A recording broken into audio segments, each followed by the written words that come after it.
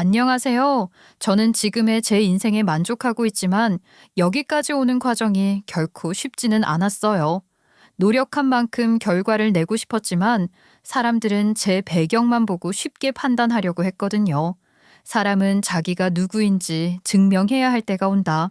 그때 증명하지 못하면 평생 남들이 정해준 틀 속에서 살아가야 한다. 혹시 이런 경험 해본 적 있으세요? 아무리 노력해도 결국 사람들은 여러분을 있는 그대로 봐주지 않고 태생이나 배경으로 먼저 판단해버리는 거요. 세상이 그렇게 녹록하지 않더라고요. 아무리 노력해도 쉽게 인정받을 수 없었거든요. 제가 그걸 어떻게 이겨냈는지, 그리고 그 과정에서 어떤 일들이 있었는지 지금부터 들려드릴게요. 저는 30대 여자고 성형외과에서 상담실장으로 근무 중입니다.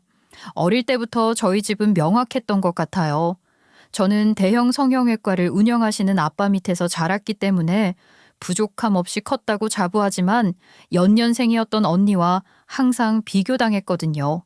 언니는 아빠를 닮아서 머리가 좋았고 착실한 모범생이었지만 저는 엄마를 닮아서 외모만 빼어났어요. 공부는 자신 없었고 친구들과 어울리는 걸 좋아했죠.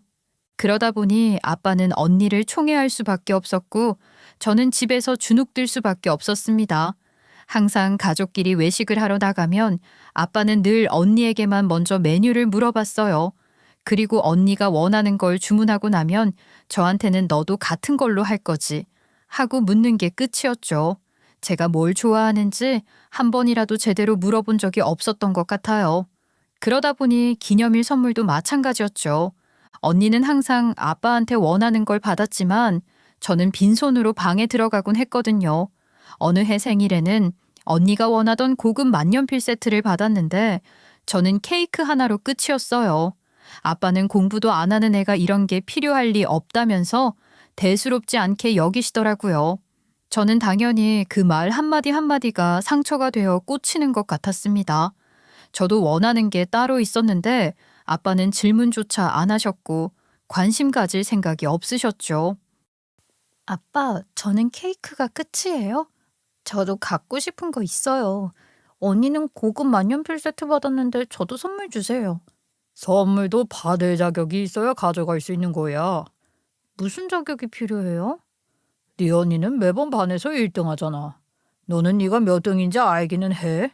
학생의 본분을 다하지도 않으면서 선물만 기대하려고 하다니 너는 벌이나 서라. 손 들어. 저는 항상 아빠 앞에 가면 억울하기만 했습니다. 물론 엄마가 중간 역할을 잘해주시기 위해 노력했지만 솔직히 집에서 힘이 없으셨어요. 엄마는 전업주부였으니까요. 아무래도 우리 집에서 사실상 가장 힘 있는 사람은 아빠였던 거죠. 언니는 아빠의 사랑을 듬뿍 받고 있었기 때문에 어깨가 올라가 있었던 것 같아요. 제가 아빠한테 꾸중을 들으면 뒤에서 메롱하고 있었으니까요. 저는 공부 못하는 게 단점이라고 생각하지 않았는데요. 집에만 가면 비교당하는 건 좀 힘들더라고요. 하지만 바깥에서는 완전 달랐죠. 저는 성격이 활발한 편이라 친구도 많았고 인기쟁이였거든요. 학창 시절에는 항상 무리의 중심에 있었을 정도예요. 친구들 사이에서 분위기를 주도하는 편이었고 어디를 가든 사람들이 저를 찾았죠. 정교의 저를 모르는 사람이 없었다니까요. 쉬는 시간마다 제 자리에는 친구들이 바글바글 몰려 있었습니다. 단체 사진 찍을 때도 늘 가운데 자리를 차지했고요. 제가 입는 옷은 같은 반 친구들 사이에서 유행이 되기도 했어요. 그러다 보니 저는 바깥에서 더 환영받는 존재라고 생각했던 것 같아요. 사춘기가 되면서 집안에 들어오기보다 바깥에서 친구들과 어울려 다니는 걸 좋아했죠. 제가 맹세코 친구들을 괴롭힌 적은 없었지만 아무래도 꾸미는 걸 좋아했기 때문에 선생님들이 예뻐하실 만한 학생은 아니었습니다. 그래서 집에 가봤자 아빠 심기를 거스르기만 했어요. 너는 네 언니 보면서 뭐 느끼는 거 없냐? 인생 어떻게 살려고 막무가내로 다니는 건지 모르겠구나. 아빠만 그렇게 생각하시는 거예요. 저 학교에서는 진짜 인기 많거든요. 고만고만한 애들 사이에서 인기 있는 게 무슨 의미가 있다고 그러는지 모르겠구나. 네 언니처럼 미래를 위해 노력할 생각을 할 수는 없겠어? 학생일 때 공부하는 것도 중요하겠지만 친구들과의 관계를 매끄럽게 이어나가는 것도 중요하다고 생각하는데요. 아빠는 항상 저를 미워할 준비부터 하시죠? 너는 무슨 말을 그렇게 하고 그래? 아빠가 언제 너를 미워했다는 거야? 남들이 보면 제가 친딸이라고 생각하지 못할 거예요. 저도 제가 주워온 자식인 줄 알았으니까요. 아빠와의 관계가 엇나가는 건 이미 오래된 일이었습니다. 그런데 아빠의 극심한 편애 때문에 점점 커갈수록 언니랑도 사이가 어색해지기 시작했어요. 어릴 때는 그래도 다퉜다가도 금방 화해하고 같이 놀았거든요. 그런데 어느 순간부터는 대화도 줄었고 눈도 마주치지 않았던 것 같아요. 고등학교 다니던 시기에 제가 한 번은 교생 선생님에게 반해서 열심히 영어 공부했던 적이 있었어요. 다른 과목은 관심 없었고 오직 영어만 열심히 팠죠. 그래서 그런지 성적표를 받았는데 중위권에 해당하는 결과가 나온 거예요. 교생 선생님도 너무 기특하다면서 칭찬을 아끼지 않으셨습니다. 저는 너무 기쁜 마음으로 자랑스럽게 성적표를 갖고 집으로 뛰어갔어요. 그리고 저녁 먹는 시간에 당당하게 식탁 위에 내밀었죠. 비록 언니 같은 성적표를 갖고 온 건 아니었지만 눈에 띄게 오른 거였기 때문에 칭찬을 한 가득 받을 거라고 믿었습니다. 하지만 아빠의 반응은 예상치 못한 거였죠. 일단 한숨부터 내쉬고 시작하셨으니까요. 뭘 자랑하려고 당당하게 내미는 거야? 너 아빠 속 터져서 뒤로 넘어가는 꼴을 보고 싶은 거냐? 아이, 자세히 한번 보세요. 저 10등이나 올라갔다니까요. 무려 10등이요. 10등을 올라가고도 20등인 게 자랑이냐? 심지어 영어만 그런 거잖아. 너 솔직히 좀 말해봐. 누구 거 베꼈냐? 선생님들은 아무도 컨닝 의심 안 하셨냐? 어떻게 다른 사람도 아니고 아빠 딸을 컨닝 의심할 수가 있어요. 선생님들은 전부 칭찬해 주셨다고요. 고생 많았다고 해주셨다고요. 네가 학교에서 어제간히 꼴통이긴 한가 보다. 어떻게 20등 했다고 고생 많았다는 말을 들을 수가 있는지. 그런 말을 듣고 좋아할 생각하지 마라. 그 정도로 너한테 아무도 기대하지 않는다는 뜻이니까. 저는 그날 마음의 상처를 깊게 입었습니다. 심지어 아빠는 그러고 나서 제가 보는 앞에서 언니한테 용돈까지 두둑이 건네주셨어요. 언니는 제 눈치를 보면서 용돈을 받고 조용히 자기 방으로 들어가더라고요. 언니 나름의 최선이었겠지만 그 당시에 저는 한마디라도 변호해주지 않는 모습이 얄미웠습니다. 그렇게 저랑 언니 사이는 얼어붙고 만 거예요. 가끔씩 부모님에게 어떤 일이 있으면 말을 주고 받기도 했지만 거의 단답이었죠. 그리고 저도 제 자신을 포기했던 것 같아요. 그 후로는 공부를 손 놔버렸으니까요. 아빠는 그러면 그렇지라는 식이었고 지난번 성적 잠깐 올랐던 건 무조건 운이 좋았던 거라고 단언하시더라고요. 그리고 시간이 흘러서 언니는 아빠의 뜻에 따라 의대에 진학했습니다. 아빠가 얼마나 기뻐하셨는지 몰라요. 누가 보면 복권에 당첨된 거라고 생각했을 거예요. 하지만 저는 대학에 가고 싶지 않았어요. 좋은 대학에 갈 수 있을 리도 없고 가봤자 공부해야 하잖아요. 저는 이미 초등학교부터 고등학교까지 내내 공부와 맞지 않다는 걸 증명당했는데 또 공부하러 가야 하는 게 싫었습니다. 그런데 엄마가 대학만은 가자고 설득하시더라고요. 너 대학은 가야 해. 그래도 졸업장 하나는 있어야 밖에 나가서 살 수 있어. 엄마, 저 공부 못하는 거 알면서 왜 그래요? 어차피 아무도 저한테 기대하지 않잖아요. 좋은 대학도 못 갈 거고 거기서도 밑바닥이나 깔아줄 게 분명하다고요. 대학이 꼭 공부 때문에 가는 건 아니야. 가서 배우는 게 또 있을 거란다. 그리고 요즘 같은 세상에 졸업장은 받아두는 게 좋아. 저 취직할 생각도 없는데요. 엄마, 그냥 저 알바나 하면서 살게요. 그렇게 쉽게 생각하면 안 돼. 세상 일이라는 게 어떻게 될지 모르지. 평생 엄마 아빠 그늘 아래 있을 수는 없단 말이야. 알바는 평생 직업이 될 수 없어. 그래도 대학은 나와야 뭐라도 하면서 살지. 저는 결국 엄마의 간곡한 부탁을 못 이겨서 지방 4년제를 가게 되었습니다. 지방으로 대학을 가겠다고 하니까 아빠는 아예 대답도 안 하시더라고요. 저는 차라리 자취를 시작하면서 아빠 시야 바깥으로 나서는 게 마음이 놓이는 것 같기도 했어요. 적어도 눈치 보느라 전전긍긍할 필요는 없었으니까요. 하지만 저는 성인이 되고 나서도 갈피를 잡지 못했습니다. 제 의지로 대학을 간 게 아니었기 때문에 방황할 수밖에 없었던 것 같아요. 저는 몇 번이고 휴학을 반복했어요. 처음에는 적응이 어렵다는 이유로 쉬었다가 다시 다니려고 한 거였는데요. 도망친 곳에 낙원은 없다는 말이 있잖아요. 다른 또래 친구들이 대부분 대학을 다니고 있었기 때문에 휴학을 해도 마땅히 할 게 없더라고요. 그렇다고 복학했을 때도 열심히 학교를 다닌 건 아니었어요. 친구들은 하나둘 취업 준비를 하고 있었는데 저는 뭐를 하고 싶은지조차 몰랐으니까요. 이런 상태로는 본가에 돌아갈 수도 없었기 때문에 자취방에서 혼자 썩어가고 있었습니다. 그러다가 시간을 낭비하며 겨우 무사히 대학을 졸업하기는 했어요. 하지만 제가 원하는 전공에 맞춰서 진학한 것도 아니었기 때문에 취업길이 막막하더라고요. 물론 취업을 조급하게 준비해야 하는 집안에서 자란 건 아니었지만 예전처럼 용돈을 막 받아서 쓰기에는 아빠 눈치가 너무 보였습니다. 제가 헤매는 게 뻔히 보이니까 엄마는 당연히 걱정하셨죠. 결국 엄마가 부탁해서 아빠가 병원 코디네이터로 취직시켜 주셨어요. 대신 조건이 달려 있었고요. 네가 하게 된 일은 공부 안 해도 할 수 있는 일이야. 근데 너 빼고 다른 사람들은 치열하게 노력해서 그 자리에 왔다는 걸 항상 기억해라. 괜히 아빠 딸이라는 이유로 사람들 귀찮게 만들지 마. 애초에 낙하산인 거니까 들키지도 말라고. 알겠어요. 저도 얌전히 일만 하다가 집에 올 생각이에요. 그니까 걱정하지 마세요. 무슨 사고 칠 생각 없어요. 내가 걱정을 안 할 수가 있겠어? 다 컸으면서 어디 가지도 못하고 집구석으로 돌아왔는데 괜히 다른 동료들한테 위화감 조성할 생각하지 마라. 남들처럼 일 열심히 해서 월급 받아가는 거다. 당연하죠. 완전 처음부터 배울 각오하고 있어요. 아빠 병원 아니면 갈 곳도 없는데 쫓겨날 수는 없다고요. 아빠가 운영하는 대형 성형외과에 취직한 거니까 농땡이만 피우다 돌아와도 될 거라고 생각하시는 분들도 계실 거예요. 하지만 우리 아빠는 저한테 그런 편의를 허락해 주실 리 없었습니다.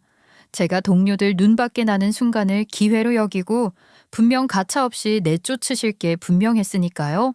저는 아빠의 이런 조건이 실망스럽지도 않았어요. 아빠가 저를 부끄럽게 생각하신다는 건 이미 오래전부터 알고 있었으니까요. 단기 알바는 몇 번 해봤지만 취직은 처음이라 긴장이 많이 되더군요. 그런데 첫날 가자마자 느낌이 싸했습니다. 확실히 신입이 간 거라 그런지 동료 코디네이터들이 은근슬쩍 벽을 치는 게 느껴졌거든요. 인사해도 대충 받거나 아예 무시하고 점심시간에도 저 빼고 다들 모여서 밥을 먹더라고요. 도대체 무슨 신호를 주고 받길래 저만 빼고 다들 그렇게 모일 수 있는 건지 의아했는데 점심시간이 다가오기 전에 일부러 저를 빼고 따로 단톡방을 만들어서 약속을 잡은 거였어요. 누가 봐도 저만 모르게 하는 분위기였죠. 쉬는 시간에 간식을 나눠 먹을 때도 저만 못 본 척하거나 제가 다가가면 갑자기 대화를 끊고 흩어지는 시기더라고요. 애들도 아니고 다 큰 성인들끼리 이러는 게 유치하고 우스웠죠.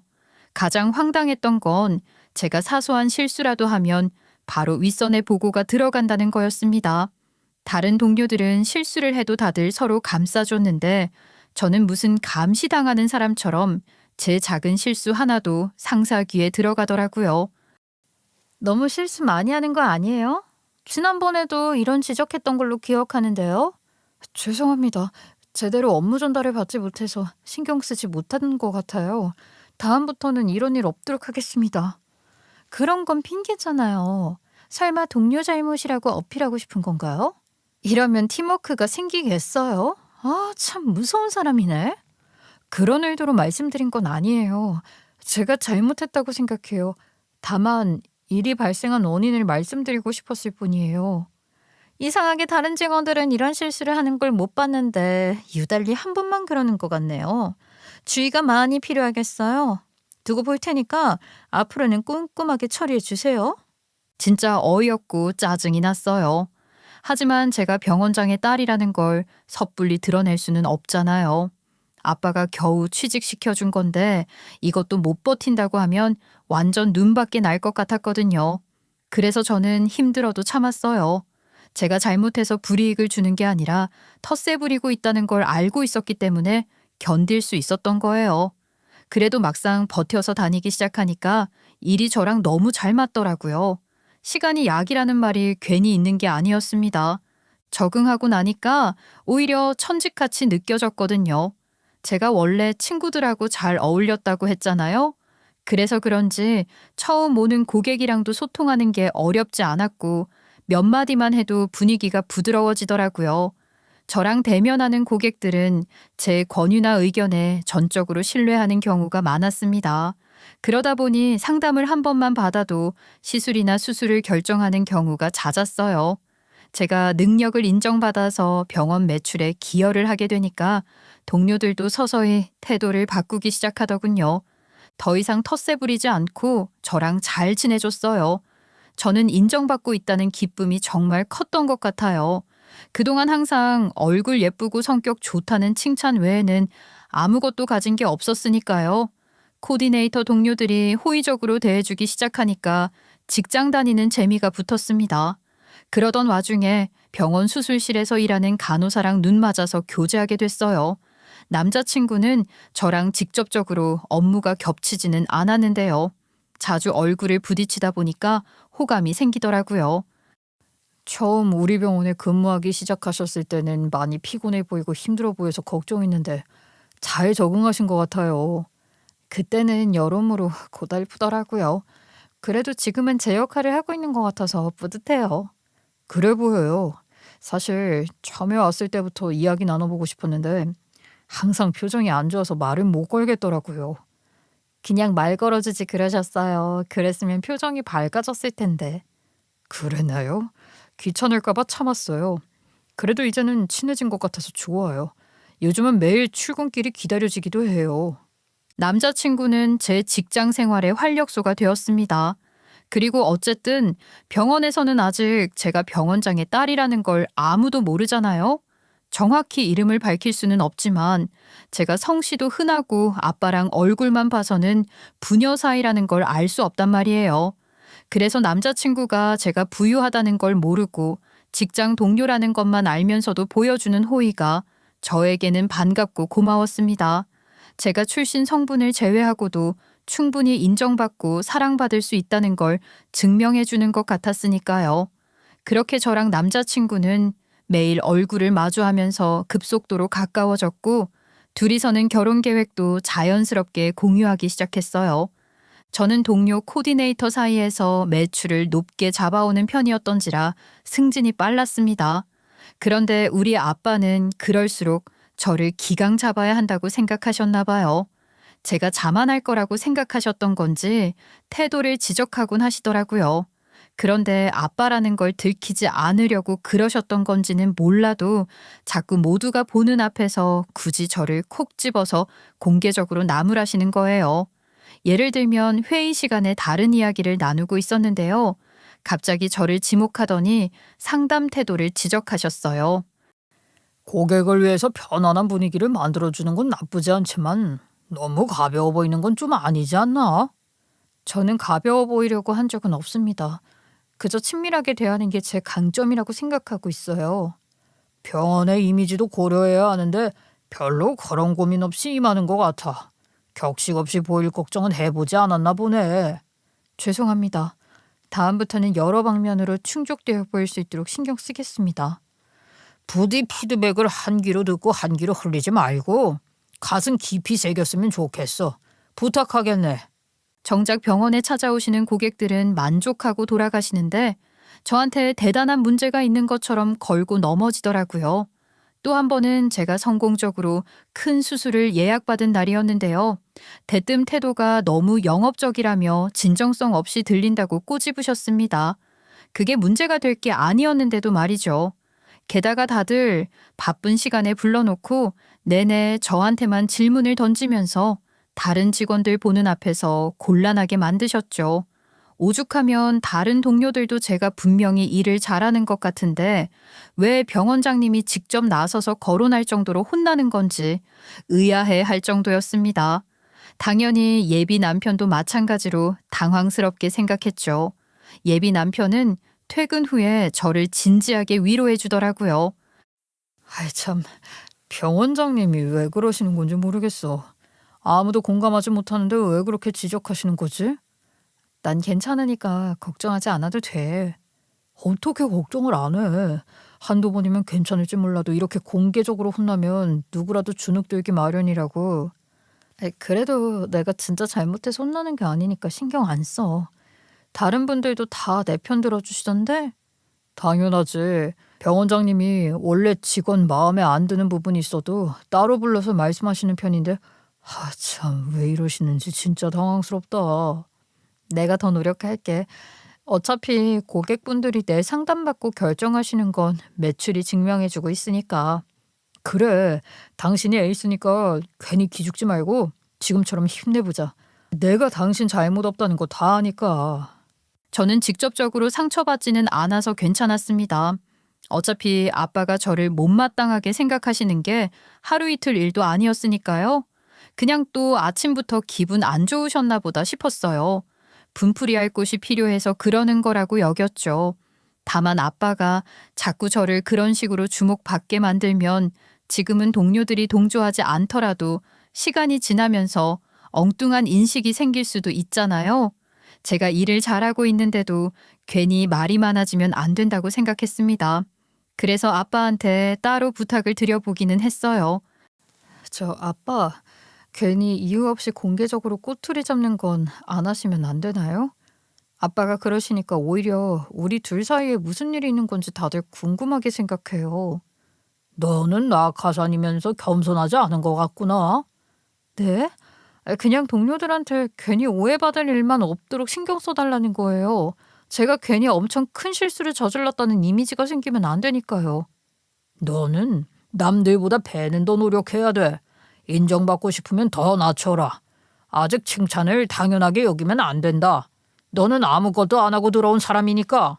물론 제가 이 병원에 들어온 것 자체는 아빠의 힘이 있었지만 제가 동료들 중에서는 손꼽히게 수익을 땡겨오고 있었거든요. 그런데도 아빠가 인정해 주시기는커녕 여전히 날카롭게 보고 계시니까 섭섭했습니다. 그러면서 언니한테는 달랐어요. 여전히 언니한테는 한없이 자상했거든요. 아빠는 언니가 하품만 해도 고생 많다고 다독여주면서 챙겨주시더라고요. 언니는 대학 다닐 때도 대중교통 한 번 이용해 본 적 없을 정도로 아빠가 등하굣길을 태워다 주셨습니다. 언니는 아빠 병원을 물려받을 생각으로 성형외과 전문의까지 따냈거든요. 어쩌면 아빠 눈에 비교되는 건 당연한 결과였을지도 몰라요. 저는 지방대를 가서 졸업하는 것도 오래 걸렸는데 언니는 의대를 가서 어려운 공부를 하는 와중에도 바로바로 다음 스텝을 밟아 나갔으니까요. 누가 봐도 우리 집의 자랑은 언니였겠죠. 그 와중에 언니가 우리 병원으로 와서 근무를 시작할 거라고 하더라고요. 이제는 아예 같은 공간에 있는 거니까 제대로 비교되겠구나 싶었습니다. 그렇게 언니가 우리 병원에 와서 일하기 시작했는데요. 동료들이 바로 병원장 따님인 것 같다고 수군거리더군요. 딱 봐도 닮은 얼굴이었고 아빠가 언니 앞에서는 표정이 풀어졌기 때문에 모른 척하기 어렵긴 했어요. 저는 낙하산인 걸 들키면 안 되니까 언니랑도 대면대면하게 굴었죠. 그런데 예비 남편이 아무래도 수술실 간호사잖아요. 그래서 그런지 언니랑도 말을 좀 나눈 것 같더라고요. 그런데 저랑 밥 먹는 와중에도 우리 언니 이야기만 하는 거예요. 얼마나 알고 지냈다고 벌써 칭찬을 늘어놓는 건지 황당했습니다. 그리고 우리가 결혼 이야기를 나누고 있었던 만큼 양가에 인사드릴 날짜를 잡고 있었거든요. 그런데 미루자고 하더라고요. 수술실에 들어갔다 나오면 피곤한데 말끔한 인상으로 첫인상을 남기고 싶다는 거였어요. 그러더니 저 위로해주고 편 들어줄 때는 언제고 병원장님 심기 거스르는 언행 좀 하지 말라면서 지적하기 시작하더군요. 심지어 아빠가 저에 대해 관심 없을 때도 본인이 먼저 나서서 유니폼 좀 잘 입으라며 주목받게 만들었습니다. 다들 황당하게 생각했고 왜 저러냐고 할 정도였죠. 당연히 저는 퇴근길에 예비 남편한테 타박했어요. 당신 미친 거야? 왜 병원장님도 가만히 계신데 나를 들추는 거야? 매도 먼저 맞는 게 낫다는 말 몰라? 내가 나섰으니까 병원장님도 별 코멘트 없이 지나가신 거야. 당신은 나한테 고마워해야 해. 그게 왜 당신한테 고마워할 일이야. 괜히 눈총받게 만들고. 당장은 기분 나빴을지 몰라도 이따가 집에 가서 다시 생각해봐. 되려 나한테 고마울 테니까. 예비 남편은 저를 위해서 그랬다는 식으로 생색냈어요. 하지만 사실상 아빠한테 잘 보이기 위해 애쓰는 것 같았죠. 그렇게 저를 지적하면서 아빠한테 적극적으로 동조하고 있다는 신호를 보내고 싶어 하는 것 같더라고요. 그러던 어느 날 아빠 없이 직원들끼리 회식하는 자리가 있었습니다. 예비 남편이 유달리 들떠 보이더라고요. 그런데 어쩌다 보니 저랑 예비 남편이랑 언니가 가까이 앉게 되었거든요. 그런데 예비 남편이 언니를 칭찬하기 시작하는 거예요. 처음에는 그냥 그러려니 했죠. 계속 같이 일하게 될 사이인데 화목한 분위기를 형성해서 나쁠 게 없으니까요. 그런데 언니가 리액션이 큰 편이 아니란 말이에요. 그래서 예비 남편이 언니의 적극적인 리액션을 이끌어내고 싶었나 봐요. 시간이 갈수록 이야기가 이상한 방향으로 흐르더니 저랑 언니를 비교하더라고요. 저랑 언니는 둘이 안 닮았을 뿐이고 얼굴에 손댄 곳은 없었거든요. 그런데 예비 남편이 저는 화려하게 생긴 얼굴이라 고친 티가 나면서 질리는 얼굴이라는 식이었어요. 그리고 요즘 트렌드는 언니처럼 자연스럽고 선이 고운 미인이 인기라고 덧붙였죠. 솔직히 이런 말을 듣고 기분 좋을 사람이 어디 있겠어요? 사실상 제 얼굴을 은근슬쩍 깎아내린 거잖아요. 그리고 예비 남편이 저랑 언니가 자매라는 걸 알고 말한 건 아니지만 저는 어릴 때부터 언니랑 비교당하는 건 신물이 났단 말이에요. 저는 당연히 기분 나쁜 티를 냈습니다. 아무리 우리가 매일 보고 지내는 가까운 동료라고 해도 이건 좀 선 넘은 것 같은데? 기분 나빠하지 말고 내가 틀린 말한 것도 아니잖아. 완전 틀린 말이지 뭘 한다고 틀린 말한 것도 아니래. 나는 그냥 성형업계 관계자로서 요즘 객관적인 상황을 분석했을 뿐이야. 그렇게 객관적인 분석 좋아하면서 정작 성형한 얼굴이랑 자연 얼굴 구분하나 못하나 보지? 나는 손댄 곳 없거든. 저랑 예비 남편은 비밀 연애 중이었기 때문에 다른 동료들은 그저 친한 동료 사이에 티격태격하는 줄 알더라고요. 다들 그냥 웃기다는 듯이 손가락질하기 바빴습니다. 그런데 우리 언니가 평소에 저를 대놓고 두둔하지는 않았지만 예비 남편 때문에 제가 창피당한 줄 알고 걱정했나 봐요. 조심스럽게 제 편을 들어주면서 딱 봐도 성형한 얼굴은 아닌 것 같다고 말해줬거든요. 그래서 제가 바로 이래서 같은 의료인이라도 의사랑 간호사랑 보는 눈이 다른 것 같다고 속 시원하게 말을 날려줬답니다. 그랬더니 예비 남편도 말문이 막힌 것 같더라고요. 자존심이 상했는지 얼굴이 불그락 푸르락 했어요. 그러고는 다 같이 회식을 즐기는 분위기에서 혼자 입을 다물고 있었습니다. 하지만 아무도 신경 쓰지 않았어요. 그냥 취해서 쉬고 있나 보다 하고 말았으니까요. 그런데 회식 자리가 파하면서 예비 남편이 데려다 주겠다고 다가오는 거예요. 원래 연인 사이라면 즐거운 날도 있고 아웅다웅 다투는 날도 있는 거잖아요. 그래서 저는 이제 화해하면 되겠다고 생각했습니다. 예비 남편이 먼저 제 얼굴 가지고 기분 나쁘게 만들었으니까 사과할 거라고 예감했거든요. 그런데 전혀 아니더라고요. 뭐 할 말 없어? 무슨 할 말? 나는 아까 당신이 먼저 다가와서 내 기분 풀어줄 줄 알았어. 내가 혼자 회식 자리에서 조용히 있는 거 보면서 뭐 느끼는 거 없었어? 그냥 취해서 쉬고 있는 줄 알았지? 내가 왜 먼저 다가가서 기분을 풀어줘야 하는데? 내가 당신 때문에 기분 상해서 가만히 있었던 거잖아. 말 함부로 던진 건 기억도 안 나? 당신 진짜 웃긴다. 누가 먼저 말 함부로 했는지는 기억도 안 나?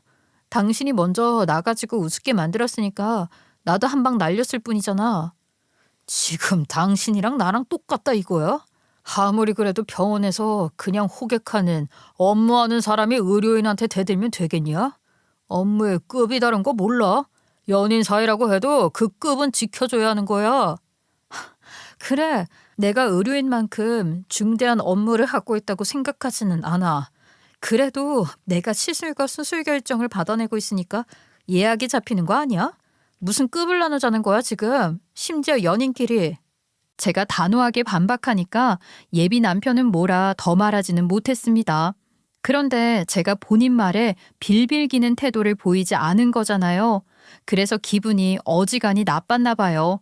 예비 남편은 그날 이후로 저랑 둘이 보내던 시간을 노골적으로 피하기 시작했어요. 일부러 점심 먹을 때도 저와 최대한 거리를 두려는 게 눈에 보였고요.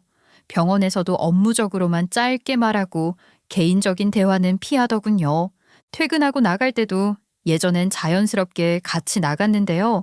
어느 순간부터 저랑 마주치는 걸 피하려는 듯이 업무가 아직 많이 남은 척하면서 따로 움직였습니다. 그래놓고 우리 언니랑 업무적으로 호흡이 잘 맞는다면서 밥도 같이 먹으려고 하고 퇴근도 같이 하려고 했어요. 그래봤자 우리 언니는 본인 차를 타고 다녀서 예비 남편이 우리 언니를 주차장까지 데려다 주는 게 전부이긴 했고요. 그러던 어느 날 우리 언니가 예비 남편이랑 이야기를 나누다가 병원장님 딸이라는 걸 오픈했다고 했습니다. 그동안 직원들 사이에서 암암리에 소문이 있기는 했지만 언니 입으로 직접 확신을 준 건 처음이었죠. 언니가 귀가해서 우리 가족들한테 알려주더라고요. 지나가는 말로 언급한 거긴 하지만 분명 알아챘을 거라고 했습니다. 제가 들킨 것도 아니고 아빠랑 같은 의사인 언니가 들킨 거니까 괜찮다고 생각했어요. 솔직히 들켰다고 하기에는 모두 대충 알고 있기는 했으니까요. 그런데 예비 남편은 우리 언니가 본인한테 마음을 열었고 호감을 가지고 있어서 비밀을 알려준 거라고 생각했나 봐요. 다음 날 출근하자마자 완전히 태도가 바뀌었더라고요. 본인이 우리 성형외과 병원장의 사위라도 된 것처럼 가슴팍을 내밀고 들어왔습니다. 다들 왜 저러냐는 식으로 쳐다봐도 완전히 본인한테 취해 있더군요. 그러더니 오랜만에 저한테 먼저 다가왔어요. 이따가 만나서 할 이야기가 있다고 했습니다. 솔직히 어떤 말을 하려고 할지 예상할 수 있더라고요. 그렇게 하루를 보내고 퇴근하는 길에 우리는 만났어요. 저는 예비 남편이 헤어지자는 말 한마디로 끝낼 줄 알았거든요. 그런데 저를 깎아내리기 시작하더라고요. 어차피 헤어지자고 하는 마당에 무슨 악담을 퍼붓고 싶은지 제 팔을 잡고 놔주지를 않더군요. 우리 파혼하자. 여태까지 나 쳐다보지도 않더니 그거 고민하느라고 그런 거였나 보지? 그래, 아무리 생각해도 내가 의료인인데 할 줄 아는 게 말밖에 없는 병원 코디네이터랑 만나는 건 좀 아닌 것 같다. 그러면 뭐 대단한 사람을 만날 계획이라도 있나 봐? 내 직업을 뒤늦게 깨달은 것도 아니고 이미 다 알고 있었잖아. 그래, 내가 요즘 누구랑 잘 되고 있는 줄 알아? 새로 오신 의사 선생님 알지? 그분 병원장님 따님 맞다더라. 내기로 직접 들었다고. 그리고 그분도 나를 마음에 들어 하셔. 그러니까 내 혼삭길 막지 말고 꺼져 이년아. 예비 남편은 완전 기세등등해져가지고 저한테 삿대질을 해댔습니다. 본인한테는 이제 출세하는 일만 남았다면서 저를 비웃더라고요. 저는 팔짱을 끼고 예비 남편을 빤히 쳐다보면서 일부러 천천히 말을 꺼냈어요. 예비 남편의 자신만만한 태도가 짜증나기도 했지만 한편으로는 웃기기도 했으니까요. 저는 조롱하듯이 병원장님의 딸이라는 의사 선생님이 진짜 내 놈한테 관심을 보이는 게 맞냐고 물었습니다. 그랬더니 예비 남편은 한치의 망설임도 없이 고개를 끄덕이더라고요. 우리 언니의 마음을 얻었을 거라면서 근거 없는 자신감을 보여주는 게 기가 막혔습니다. 뭔가 착각하는 게 아니고 진짜 의사 선생님이 당신이 혼삿길 운운할 정도로 깊은 호감을 보이신다는 거야? 그래, 내 예감은 틀리지 않아. 분명히 눈 마주칠 때마다 관심 있는 게 느껴졌다니까. 당신같이 상담만 하는 사람이랑 시간 낭비할 수 없어. 설마 눈 좀 마주쳤다고 잘 될 거라고 생각하는 건 아니지. 그것뿐이겠냐? 당연히 아니지. 병원장님 따님도 나랑 잘해보고 싶어하는 거 확실해. 요즘 나한테 다정하게 대해주는 것도 그렇고 내가 힘들까 봐 걱정되는지 수술 스케줄도 일부러 빼주고 있잖아. 당신 혹시 우리 병원에서 훔쳐간 약에 취해서 뭐 한상이라도 본 거 아니지? 현실 감각이 너무 떨어지는 것 같아서 참 걱정스럽네. 예비 남편은 한껏 자랑질을 늘어놓다가 제가 훔쳐간 약을 언급하니까 얼굴이 새하얗게 질렸습니다. 손끝이 미세하게 떨렸고 입술까지 바짝 말라붙는 것 같았어요. 예비 남편은 애써 그게 무슨 모함이냐고 상황을 모면하려 들더라고요. 사실 우리 언니랑 제가 아무리 곰살 맞은 사이가 아니라고 해도 자매는 자매였어요. 언니가 제 예비 남편을 눈여겨보고 있기는 했지만 그게 이성적인 호감은 아니었다고요. 제가 언니한테만 미리 결혼 이야기까지 오고 간다는 걸 언지를 줬는데 이성적인 호감을 가질 리가 없잖아요. 우리 언니는 처음에 예비 남편이 자발적으로 솔선수범하면서 움직이는 게 단순히 병원장 딸에게 잘 보이려고 그러는 건 줄 알았댔어요. 하지만 뭔가 수상한 낌새를 눈치챈 거죠. 그래서 일부러 최근에 수술 스케줄을 일부러 못 들어오게 막아놓고 지켜보면서 증거 수집을 하고 있었던 겁니다. 그러고 나서 밝혀진 건 예비 남편이 우리 병원의 주사실에 보관되어 있던 일부를 훔쳐다가 본인이 사용했더라고요. 그런데 여기서 그치지 않고 불면증을 앓는 다른 사람들을 상대로도 유통했던 거예요. 언니는 예비 남편을 수술 스케줄로부터 제외시켜서 접근하지 못하게 막으면서도 본인이 들켰다는 의심을 하지 않도록 방심하게 적당히 대화를 나눠주고 있었던 거고요. 그리고 드디어 증거를 모두 확보한 뒤에 신고하기 위해 시간을 벌었던 거예요. 게다가 저에게도 미리 귀띔해줬기 때문에 언니를 따라서 장단을 맞추고 있었고요. 하지만 이제는 더 이상 봐줄 이유가 없었습니다. 이 등신 멍청아, 이제 알겠니? 혼사길은 무슨 혼사길이야. 네가 우리 집에 어떻게 들어오는데? 그럼 당신도 병원장님 따님이었다는 거야? 진작 말해줬으면 내가 한눈 안 팔았을 거잖아. 미안해. 지금 그게 중요해? 당신이 우리 병원에서 무슨 짓을 저질렀는지 반성 안 하냐고. 당연히 반성하지. 근데 그것보다 먼저 우리 파혼하지는 말자. 내가 잠깐 실언을 한 거라고 생각해줘. 내가 당신 발닦개처럼 살게. 야, 이 머저리 등신 같은 놈아. 너는 병원에서 쫓겨날 텐데 무슨 발닦개야. 그 순간 언니도 등장했습니다. 언니는 제가 예비 남편과 둘이서 이야기를 나누러 갈 거라고 했을 때부터 뒤따라와 숨어 있었거든요. 예비 남편은 언니까지 나타나니까 눈 둘 곳을 모르겠다는 듯이 어쩔 줄 모르더라고요. 언니는 예비 남편의 정강이를 차서 무릎 꿇게 만들었습니다. 예비 남편은 정해진 수순처럼 이제 본인이 뭘 해야 할지 알겠다는 듯이 용서를 빌더군요. 두 손을 달아 없앨 것처럼 싹싹 빌었어요. 바닥에 완전히 무릎을 꿇고는 제 신발에까지 손을 얹으려 하더라고요. 허리까지 굽혀서 몸을 숙여 연신 고개를 조아렸죠. 그러고는 제 발끝을 붙들고 간절하게 매달렸습니다. 심지어 바닥을 손으로 쓸면서 머리를 박더니 자신을 용서해달라며 눈물을 쏟아내기까지 했어요. 어찌나 절박했는지 숨이 넘어갈 듯 흐느끼면서 연신 잘못을 빌더라고요. 하지만 저도 언니도 그 모습을 보며 단 하나의 동정도 주지 않았어요. 그래봤자 이미 돌이킬 수 없는 상황이었으니까요. 그리고 언니는 예비 남편의 행각에 대해서 힐난하기 시작했죠. 예비 남편은 호감을 주고 받고 있을 거라고 굳게 믿고 있었던 언니가 본인한테 화를 내니 서러워하더라고요. 남의 병원에서 그런 일을 벌여놓고 사위 자리를 탐내나? 양심이 있는 거야, 없는 거야? 잘못했어요. 다시는 안 그럴게요. 다시 그러면 안 되는 건 당연한 거고.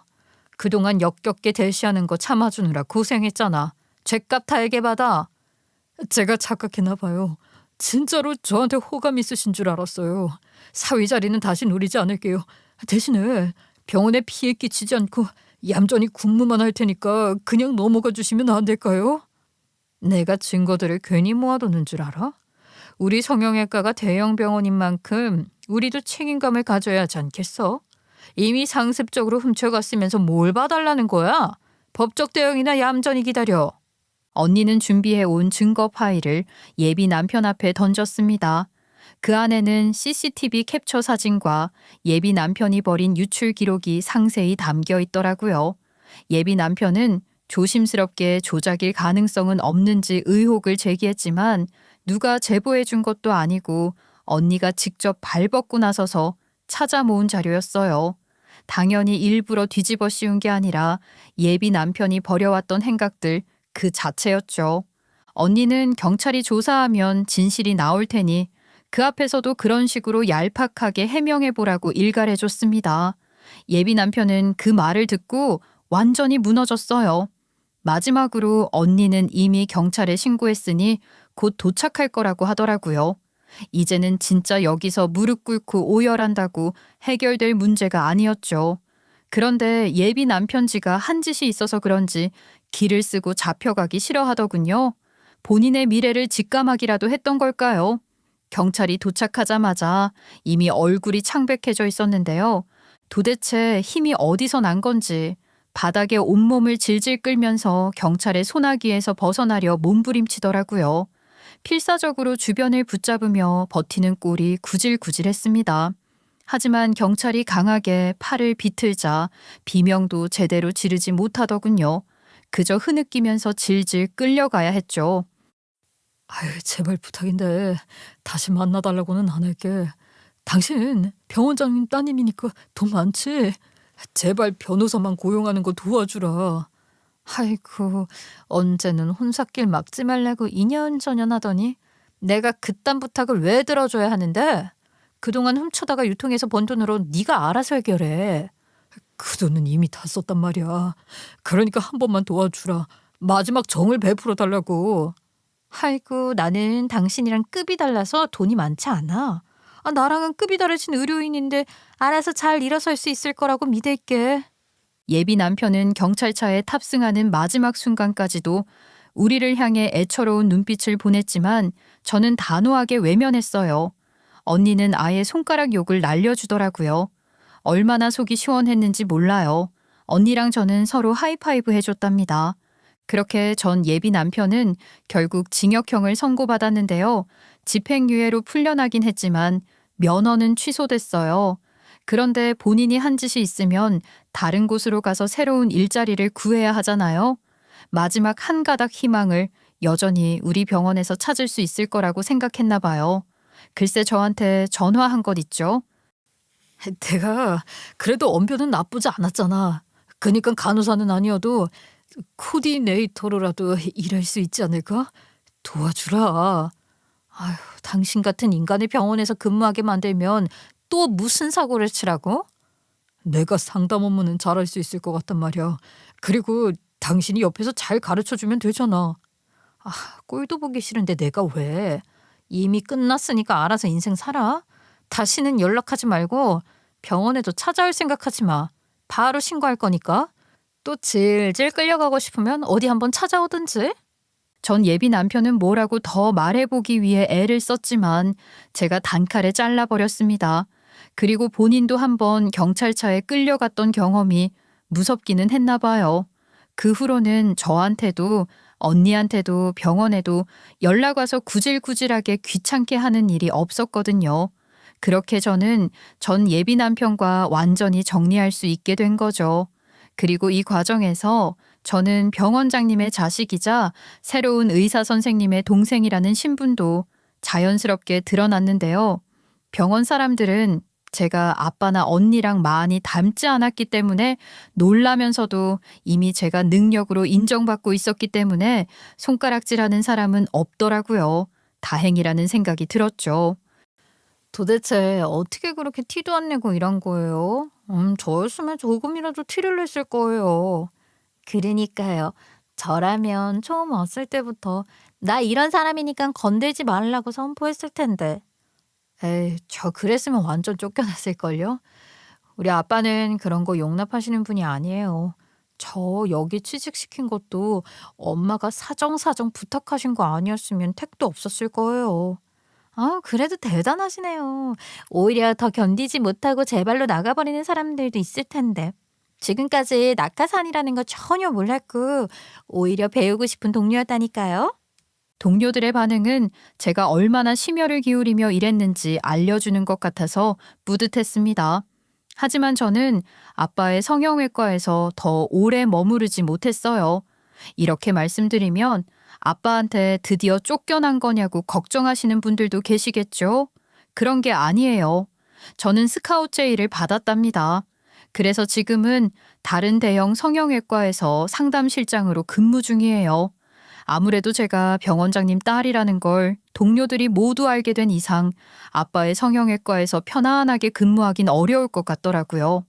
그래서 흔쾌히 스카웃 제의를 받아들이기로 했어요.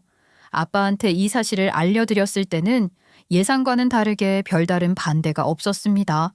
그리고 어디서든 제가 잘할 거라는 걸 알고 있다고 격려하시더라고요. 새로운 곳에서도 좋은 성과를 내라고 덧붙이셨죠. 저는 솔직히 조금 놀랐던 것 같아요. 예전 같았으면 잔뜩 핀잔부터 주셨을 텐데 이제는 저를 한몫하고 있는 직장인으로 인정해주는 느낌이었거든요. 새로운 병원으로 일자리를 옮기고 나서는 적응하는 게 쉽지 않았어요. 아무리 베테랑이라고 해도 처음에는 낯선 환경과 새로운 시스템에 익숙해지는 게 힘들었고요. 기존 직원들과의 관계를 자연스럽게 형성하는 것도 막막했습니다. 업무 방식이 다르다 보니 제 스타일대로 상담을 진행하는 것이 부담스러웠고 처음엔 환자들도 저를 어색해하는 듯 했어요. 게다가 동료들도 저를 조심스레 대하더군요. 아무래도 스카웃되어 온 사람이니 기대도 컸겠지만 그만큼 눈치도 보였을 테니까요. 쉬는 시간에 대화를 나누려 해도 뭔가 거리감이 느껴졌고 회식 자리에서도 처음엔 분위기에 녹아들기 어려웠어요. 저는 애써 자연스럽게 행동하려 했지만 익숙하지 않은 환경에서 제 색깔을 드러내는 게 쉽지는 않더라고요. 하지만 시간이 지나면서 차츰 적응해 나갈 수 있었습니다. 일단 기존 직원들이 저를 동료로 받아들이도록 꾸준히 포기하지 않고 소통을 시도했고 환자 상담에서도 제 강점을 살려 적극적으로 접근했어요. 결국 환자들의 반응이 좋아지면서 동료들도 자연스럽게 저를 인정해 주기 시작했고 그제야 병원 생활이 조금씩 편해지더라고요. 그래서 다시 한번 새로운 도전은 언제나 쉽지 않다는 걸 깨달았어요. 그렇게 새로운 병원에서 근무한 지 몇 달이 지나고 한번 가족끼리 식사를 하게 됐는데요. 아무래도 자연스럽게 제 근황이 이야기 주제로 나왔습니다. 네가 내 밑이 아닌 다른 곳에 가서도 매출에 기여하고 있다니 자랑스럽구나. 그렇게 말씀해 주시니까 기쁘네요. 솔직히 이직하고 나서 조금 헤맸을 때는 아빠를 또 실망시킬까 봐 두렵기도 했거든요. 네가 소통 하나는 손꼽히는데 뭘 걱정해. 사람 상대하는 건 자신 있잖아. 그래도 언니, 새로운 환경에 떨어지는 건 긴장된단 말이야. 잘 적응한 것 같아서 보기 좋아. 실력이 있다는 걸 증명한 셈이지. 꼭 의사가 아니어도 잘 살 수 있는 거잖아. 이제 아빠도 인정하시는 거죠? 아빠는 별말 없이 고개를 끄덕이셨습니다. 저는 왠지 모르게 뿌듯한 기분이 들더라고요. 예전에는 가족들 사이에서 뭔가 애매한 존재라고 생각했는데 이제는 당당하게 자리 잡았다는 느낌이 들었으니까요. 우리 셋이 대화 나누는 걸 지켜보면서 엄마도 흐뭇하게 제 등을 쓸어주시더군요. 엄마에게 정말 감사하다는 마음이 들었어요. 저를 포기하지 않으시고 지켜봐 주셨으니까요. 그리고 요즘은 새로운 인연도 생겼어요. 소개팅으로 만난 사람이 있는데 생각보다 잘 맞더라고요. 처음엔 그냥 가벼운 식사 자리였는데 대화가 잘 통해서 자연스럽게 몇 번 더 만나게 됐어요. 상대방도 의료계에서 일하고 있어서 업무 얘기도 어렵지 않게 나누고요. 서로의 생활 패턴도 비슷하다 보니 편안하답니다. 그리고 제가 하는 일을 급이 낮다는 식으로 깎아내리지 않는 사람이에요. 저 새로운 사람 잘 만난 거 맞죠? 최근에는 주말마다 함께 시간을 보내고 있는데 같이 맛집을 찾아다니거나 영화도 보고 별거 아닌 일상적인 대화에도 웃게 되더라고요. 이전 연애에서 받은 상처 때문에 조심스러웠지만 이 사람이라면 천천히 다시 시작해봐도 좋겠다는 생각이 들었어요. 그렇게 조금씩 하지만 확실하게 앞으로 나아가고 있는 중이에요. 다만 언니는 아직 병원에 집중하고 싶다면서 누굴 만날 생각이 없다고 하네요. 하지만 우리 가족은 언니를 걱정하지 않아요. 이미 제가 남들처럼 살지 않아도 충분히 잘 해낼 수 있다는 걸 증명했으니까요. 제 경험이 누군가에게는 공감이 되고 또 누군가에게는 작은 위로가 될 수 있길 바라요. 세상은 가끔 불공평하고 사람들은 쉽게 낙인을 찍기도 하지만 결국 중요한 건 내가 누구인지 스스로 증명해내는 거라는 걸 깨달았거든요. 지금 비슷한 고민을 하고 있는 분이 있다면 저는 꼭 말해주고 싶어요. 여러분은 생각보다 훨씬 더 강하고 충분히 멋진 사람이라는 걸요. 끝까지 함께 해주셔서 감사드려요.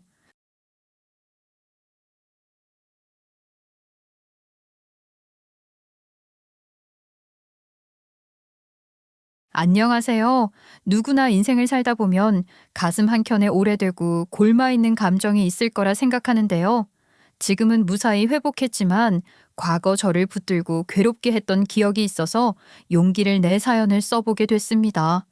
혹시 여러분은 가족이라는 이유로 당연하게 상처받아 본 적 있으신가요? 분명 누구보다 편안하고 사랑해줘야 할 사이인데 야속할 정도로 차가웠던 경험 말이에요. 누군가는 너무 개인적인 감정 아니냐고 할 수도 있겠지만 딱 한 분이라도 공감해 주시고 위로받으시기를 바랄게요. 조금만 마음을 열고 끝까지 들어봐 주세요. 저는 40대 중반으로 인생을 살아오면서 서러운 일이 많았던 여자입니다. 여러분 앞에서 꺼내놓으려니 민망하기도 하지만 용기를 내보려고 해요. 원래 저는 3남매 중에 유일한 딸이자 막내였는데요. 이렇게 저를 소개하면 사랑 많이 받았을 거라는 짐작이 돌아오더라고요. 나도 막내딸로 살아보고 싶었는데 항상 오빠가 갖고 싶었거든.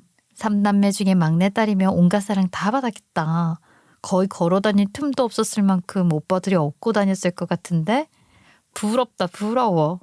솔직히 이건 뭘 잘 몰라서 할 수 있는 말이라고 생각합니다. 왜냐하면 저는 오빠가 둘이나 있었음에도 외롭게 자랐거든요. 바로 엄마가 오빠들을 편애한 데다가 오빠들도 그 영향을 받아서 저를 무시했던 거예요. 분명 우리 집 텔레비전 리모컨은 공평하게 가지고 있기로 약속했는데 제 차례는 영원히 돌아오지 않았어요. 그저 오빠들이 보고 싶은 것만 주구장창 틀어놨죠. 아무리 제 차례라고 호소해도 대답이 돌아오지 않았습니다. 그냥 무시해버려도 되는 것처럼 굴더라고요. 아주 어릴 때는 엄마에게 달려가서 고자질하기도 했는데요.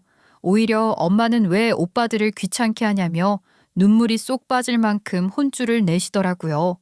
게다가 한 번은 제가 다 같이 먹으려고 사과를 깎아둔 적 있었어요. 그런데 큰 오빠가 왜 그걸 먼저 깎았냐면서 혼자 먹으려고 콕 찍어놨다고 하더군요. 당연히 이런 상황이라면 가족들과 나눠 먹으려 하지 않고 혼자 욕심부리는 큰 오빠가 혼났어야 합니다. 하지만 엄마는 저를 손가락질하면서 왜 오빠들한테 먼저 물어보지 않았느냐고 잔소리하시더라고요. 야, 봤지? 너는 뭘 해도 혼나고 우리는 뭘 해도 칭찬받아. 이제는 너도 눈치껏 움직여야 하지 않겠니? 그냥 네 목소리 낼 생각하지 말고 우리가 시키는 대로 하면 돼. 어차피 너는 우리 밥이야. 아, 이거를 꼭 말로 설명해줘야 알아듣냐? 나라면 빠릿빠릿하게 칭찬받기 위해 했을 텐데 괜히 엉뚱한 짓 하다가 한 번씩 엄마한테 혼나는 거 보면 참 바보 같다고 해야 할지 미련하다고 해야 할지 모르겠다니까. 그나마 아빠가 딸 바보라서 다행히 저는 집안의 왕따가 아니었습니다. 하지만 아빠는 워낙 일이 바쁘신 분이라 집에 거의 안 들어오셨어요. 그러다 보니 저는 집안에서 방치되기 일쑤였던 것 같아요. 이런 상황에 놓이면 누군가는 어차피 먼저 무시당했으니 똑같이 무시해주겠다는 식의 대처를 할 수도 있을 거예요. 하지만 저는 엄마와 오빠들한테 사랑스러운 막내딸로서 인정받고 싶은 마음이 더 컸습니다. 아무래도 아빠가 같이 계시면 집안 분위기가 저까지 화목하기는 했거든요. 그 맛을 잊지 못하고 자꾸 갈망했던 거라고 볼 수 있죠. 하지만 엄마는 저의 노력에도 눈 하나 깜짝하지 않는 분이셨어요. 일부러 엄마 눈에 들고 싶어서 집안일을 열심히 도왔거든요. 왜냐하면 오빠들은 집안을 어지럽히기만 했단 말이에요. 하지만 제가 청소를 다 해도 엄마는 당연하게 여기시더라고요. 뭐 대단한 거 했다고 칭찬을 원하는 건지 모르겠구나. 네가 어차피 나중에 시집을 갈 거면 집안일 정도는 깔끔하게 해야 할 텐데 왜 나를 위해서 청소한 것처럼 구는 거야? 여기가 나 혼자 사는 집도 아니잖아. 얼마나 쌀쌀맞게 구셨는지 짐작이 가시나요? 그리고 제가 아무리 노력해서 오빠들보다 더 좋은 성적표를 받아와도 소용없었습니다. 심지어 저 때문에 오빠들이 주눅 들어버릴까봐 걱정이 크셨거든요. 너는 네 오빠들 상심한 게 눈에 안 보여? 왜 성적 조금 잘 나왔다고 으스대는 거야? 기어코 네 오빠들 깔아뭉개고 싶어? 제발 마음 좀 곧게 써라. 나는 네 오빠들 마음 다칠까봐 전전긍긍하는데 눈치도 없구나? 엄마, 제 눈치 없는 게 하루 이틀이야? 그냥 기대도 하지 말아야겠어. 원래 공부만 열심히 하고 눈치는 없는 헛똑똑이들이 있잖아. 그게 우리 막내인가 봐. 어디 가서 헛소리만 하다가 매 맞고 오는 거 아닌지 몰라. 그러니까 말이야. 아휴, 아들, 괜히 주눅들 필요 없는 거 알지? 지금은 제가 너네보다 어리니까 쉬운 난이도로 배우고 있잖니. 나중에 어려운 단원까지 들어가면 결국엔 진짜 실력 차이가 드러날 거야. 그때 가서 역전하면 돼. 심지어 이런 엄마의 고집은 제가 대학에 갈 때까지도 이어졌습니다. 사실 제가 착실하게 공부했던 만큼 오빠들보다 더 좋은 학교에 붙었거든요. 그런데 엄마는 이 상황에서도 축하는커녕 불만스러워 하시더라고요. 꼭 여기를 가야겠어? 얼마나 대단한 회사를 들어가고 싶길래 욕심을 그렇게 부린 거야. 나는 등록금 내줄 수 없다. 아무리 설득해도 내 마음이 돌아설 일은 없으니까 포기해라. 너도 나중에 자식 낳으면 내 마음 이해할 거야. 그동안 살면서 별별 일이 다 있었지만 이렇게까지 황당했던 건 또 처음이었습니다. 그래서 저는 바로 아빠한테 이 상황을 알렸어요. 다행히 아빠가 도와주셔서 제 대학 입학이 물 건너가지는 않았죠. 그리고 아빠가 엄마한테 언성을 높여 나무라셨는데 솔직히 통쾌하기도 했던 것 같아요. 당신 제정신이야? 애가 고생해서 합격했으면 축하부터 해줘야지. 어떻게 등록금 안 내줄 거라고 할 수가 있어. 열심히 해서 이뤄낸 건데 자랑스럽다는 생각이 안 드나 봐. 제발 막내한테 눈치 좀 주지 마. 이렇게 인생을 살아오는 내내 외면당하니까 저는 엄마한테 사랑받기를 포기할 수밖에 없었습니다. 어차피 노력해봤자 돌아오지 않는다는 것을 알고 있었으니까요. 그냥 저를 이 세상에 태어나게 해주셨으니 자식된 도리만 다 하기로 결심했어요. 더 이상 사랑을 기대하지 않고 아등바등 잘 보이려 노력하지 않으니까 오히려 집에 있는 시간이 편안해지더라고요. 그래서 저는 엄마가 오빠들만 데리고 과일을 먹든 셋이서 주말에 꽃 구경하러 사라지든 관심도 두지 않았습니다. 그리고 저는 회사를 다니면서 사내 연애를 통해 남편을 만나게 됐어요. 처음에는 그저 직장 동료라고 생각했는데 어느새가 다정한 성격에 물들게 되더라고요. 언젠가 스쳐 지나가듯이 아침을 거르고 출근한다고 말한 적 있었는데요. 남편은 이런 저를 걱정하며 도시락을 싸다 줬어요. 분명 똑같은 직장인인데 수고를 들여 챙겨주는 모습이 감동스러웠죠. 제가 진짜 이걸 먹어도 되는 게 맞나요? 솔직히 저는 해준 것도 없는데 그냥 먹기 미안하네요. 아무도 저를 이렇게까지 챙겨준 적이 없어서 깜짝 놀랐어요. 혹시 다음번에 뭐 드시고 싶은 거 있으시면 말씀해 주세요. 제가 살게요. 사실 무슨 보답을 바라고 가지고 온 건 아니긴 한데 영현 씨랑 데이트해보고 싶었으니까 그냥 수락할게요. 저는 그냥 김밥 한 줄을 먹어도 영현 씨랑 먹고 싶어요. 사실 둘이서 시간 보낼 수 있길 기다려왔거든요. 그동안 사랑을 갈구하면서 살아왔던 저에게 남편은 이상형처럼 느껴졌습니다. 굳이 밀거나 당기지 않고 확신으로 가득 찰 수 있도록 표현해줬거든요. 그렇게 우리는 서로에 대한 신뢰가 많이 쌓여 결혼까지 생각하게 됐어요. 그리고 남편이 처음으로 우리 집에 인사를 왔는데요. 아빠가 엄청나게 마음에 들어 하시면서 덕담까지 아끼지 않으시더라고요. 우리 집 막내딸이란 애가 진짜 예뻐했거든. 도대체 어떤 남자한테 우리 딸 넘겨줘야 하나 고민이 많았는데 자네가 데려가 준다면 마음 놓을 수 있겠어. 그냥 둘이 알콩달콩 잘 사는 모습 보여주면 충분해. 귀하게 키워주신 따님인데 무조건 행복하게 해줄 겁니다. 허락해 주셔서 진심으로 감사드려요. 솔직히 오늘 긴장 많이 했는데 영현 씨 말대로 장인어른이 참 좋은 분이신 것 같아요. 나중에 따로 뵙고 싶어요. 워낙 분위기가 좋아 순조롭게 결혼까지 흘러갈 줄 알았습니다. 하지만 예상하지 못했던 복병이 나타났어요. 그동안 엄마는 저를 별로 예뻐하지 않으셨기 때문에 시집 간다고 하면 냉큼 가버리라고 할 줄 알았거든요. 그런데 엄마는 저한테 싹싹 빌어가면서 결혼을 미루자고 하시더라고요. 어차피 너네는 사이 좋으니까 결혼 조금 미룬다고 헤어지는 거 아니지 않니? 제발 이번 한 번만 밀어줘라. 안 그래도 네 작은 오빠 어깨 못 펴고 다니는데 결혼까지 네가 먼저 하면 얼마나 작아지겠어. 제발 부탁한다. 여태까지 살면서 엄마가 저한테 비굴하게 구는 것도 처음이었는데요. 그 이유가 단순히 작은 오빠 혼자 노총각이라 저까지 먼저 시집 가면 자존심 상할 걸 걱정한다는 게 기가 막히더라고요. 게다가 저는 임신도 해야 하는 몸인데 어떻게 남편 보고 무기한 결혼을 미루자고 할 수 있겠어요? 절대로 남편까지 저 때문에 기약 없는 기다림을 하게 만들 수는 없었습니다. 싫어요. 그동안 엄마 말씀 최대한 들으면서 살아왔지만 이건 진짜 해도 너무하시네요. 당장 인생이 걸려있는 건데 어떻게 저보고 작은 오빠 다음으로 가라고 하세요? 그냥 작은 오빠 결혼시키지 말고 엄마가 끼고 사세요. 결국 저는 엄마의 요청을 대차게 거절했고 아빠의 허락을 받은 만큼 결혼을 강행했습니다. 물론 엄마는 투덜거리고 불만스러워 하셨는데요. 아빠가 워낙 기뻐하시니 뭐라 말은 못 하시더라고요. 그리고 제 결혼식 당일에도 엄마는 축하해주기보다 침울하게 계셨어요.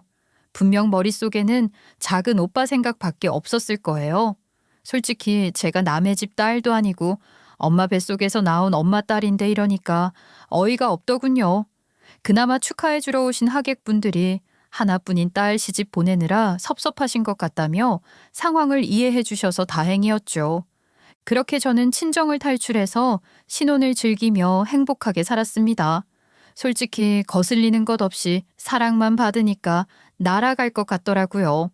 그동안 제가 눈칫밥 얻어먹으며 힘들게 자랐다는 것을 알고 있기는 했는데요. 결혼하고 나서 시댁을 마주하니 특히나 엄마가 나빴다고 깨닫게 됐어요. 왜냐하면 남편에게도 여동생, 그러니까 저한테는 시누이가 있었거든요. 그런데 시부모님은 남편이든 시누이든 절대로 차별하지 않고 사랑해 주시더라고요. 심지어 시부모님은 저까지도 많이 아껴주셨습니다. 오죽하면 저는 엄마보다 시어머니랑 데이트하는 게 더 마음 편하고 즐거웠을 정도였어요. 며느라가야, 너는 내가 이러는 게 귀찮을지도 모르지만 나는 너한테 이상하게 정이 많이 가더라. 원래 친구들이 며느리 붙잡는 거 아니랬는데 너랑 바람 쐬러 나오는 게 정말 좋아.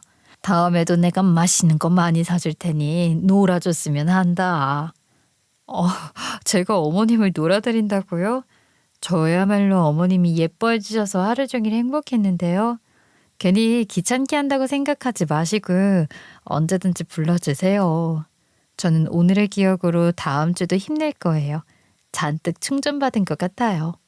보통 시댁살이 때문에 마음고생하고 친정에 가서 엄마랑 즐거운 시간을 보내기 마련이잖아요. 하지만 저는 결혼 전에 엄마랑 단둘이서 해본 적 없는 것들을 전부 시어머니와 했습니다. 사실 저는 엄마랑 단둘이서 카페에 가 차 한잔하며 수다를 떨어본 적도 없었고요. 첫 월급을 받고도 백화점에 가서 쇼핑하기는커녕 오빠 선물 사러 가겠다는 엄마에게 돈을 뜯기기나 했어요. 그러다 보니 시어머니랑 만났을 때 칭찬만 잔뜩 듣고 돌아오는 게 낯설기도 하고 들뜨기도 했던 것 같아요. 심지어 저는 임신하고 나서도 엄마한테 조언을 구하기보다는 시어머니한테 훨씬 많이 여쭤봤습니다. 어머님, 사실 요즘 밤마다 마음이 좀 불안한 것 같아요. 괜히 제가 태교를 잘하고 있는 건지 걱정스럽고요. 이런저런 생각을 하다 보면 혹시나 애한테 나쁜 기운이 가는 건 아닌지 자책하게 되네요. 그냥 첫 아이란 뭐든 어려운 것 같기도 해요. 내가 널 보면 옛날 생각이 많이 난다. 사실 나도 네 남편 가졌을 때는 이런저런 생각 때문에 잠을 못 잘 정도였거든. 그런데 내가 찾은 답은 애쓴다는 것만으로도 훌륭한 엄마라는 거다. 괜히 조급해할 필요 없어. 시어머니는 제가 몇 번을 여쭤봐도 귀찮아하지 않으셨습니다. 오히려 제가 스쳐 지나가듯이 건넸던 말조차 모조리 기억해내고 직접 챙겨주셨어요. 한번 제가 남편한테 흘리듯이 배가 묵직해서 잠이 오지 않는다고 말한 적 있었는데요. 그걸 기억해 두셨다가 라벤더 향이 나는 숙면 스프레이를 사다 주셨습니다. 그리고 제가 다리가 부어 힘들어하니 족욕하자며 직접 찾아와 도와주셨죠. 게다가 시중에서 임산부를 위해 판매한다는 모든 제품은 제 손으로 구매한 적 없었어요. 죄다 시어머니가 직접 후기 찾아가며 골라주셨으니까요. 어머님, 세상에 저만 임신한 것도 아닌데 너무 많은 걸 받고 있는 것 같아서 죄송하네요. 저야말로 어머님께 효도해드려야 하는 입장인데 이래도 되나요? 저보다 어머님이 더 고생하시는 것 같아요. 아유, 무슨 말을 그렇게 해? 나는 너를 딸처럼 생각하고 있어. 당연히 네 뱃속에 있는 손주도 중요하지만 무엇보다 네가 너무 고생하지 않고 무사히 10달 채웠으면 한다. 괜히 미안해하지 말고 누려라. 누가 보면 제가 시어머니랑 합가해서 살고 있는 줄 알 정도로 세심하게 저를 살펴주셨던 거예요. 덕분에 저는 입덧이 심각할 때도 시어머니가 직접 만들어주신 생강차로 이겨낼 수 있었죠. 하지만 엄마는 무소식이 희소식이라는 식으로 굳이 먼저 연락하지 않으셨어요. 그저 건너 듣기로는 큰 올케 언니 챙겨주기 바쁘다고 하길래 그럼 그렇지 싶더라고요. 그렇게 저는 무사히 출산을 했는데 10달 동안 뱃속에 품었다가 진짜 제 품에 아이를 안고 나니 가슴이 굉장히 많이 뭉클했습니다. 그리고 이 영향을 받아서 호르몬이 이상해졌던 건지는 모르겠는데요. 아무리 엄마가 겉으로는 오빠들을 편애하셨더라도 이 세상에 저를 태어나게 해주신 것만으로도 감사하다는 생각이 들더라고요. 하지만 엄마가 저를 그다지 예뻐하지 않으시니까 마음속으로만 생각하고 굳이 겉으로 표현하지는 않았습니다. 그렇게 아이가 무럭무럭 자라나는 모습을 지켜보며 행복하게 살았어요. 그런데 아이가 어린이집에 갈 나이가 됐을 때 아빠가 갑작스럽게 심장마비로 숨을 거두셨습니다. 아빠, 아직 해드리지 못한 게 너무 많은데 이렇게 벌써 가시면 어떡해요. 제발 한 번만 기다려주세요. 이렇게 허망하게 보내드릴 수는 없어요. 그저 아무것도 요구하지 않을 테니까 곁에 있어 주시기만 하면 돼요. 아무런 예상을 못하고 있다가 소식을 전해 들었기 때문에 하늘이 무너지는 것 같았고 힘들더라고요. 워낙 어릴 때부터 저를 아낌없이 사랑해 주셨던 아빠니까요.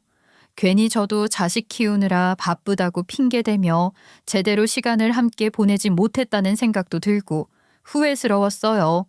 엄마 역시 장례식에서 숨이 넘어갈 것처럼 오열하시더군요. 여보, 당신이 이렇게 먼저 가면 나는 어떡하란 말이야. 분명 우리 죽을 때까지 함께하기로 했잖아. 마지막 인사도 제대로 못했는데 가버리면 나는 혼자 남아서 어떻게 해야 하는 거냐고. 제발 꿈이라고 해. 제발. 그나마 제 곁에는 남편이 있어서 아빠 가시는 길 정신 차리고 무사히 보내드렸던 것 같아요. 그렇게 일상으로 돌아와 감정을 추스리며 살아가고 있었는데요.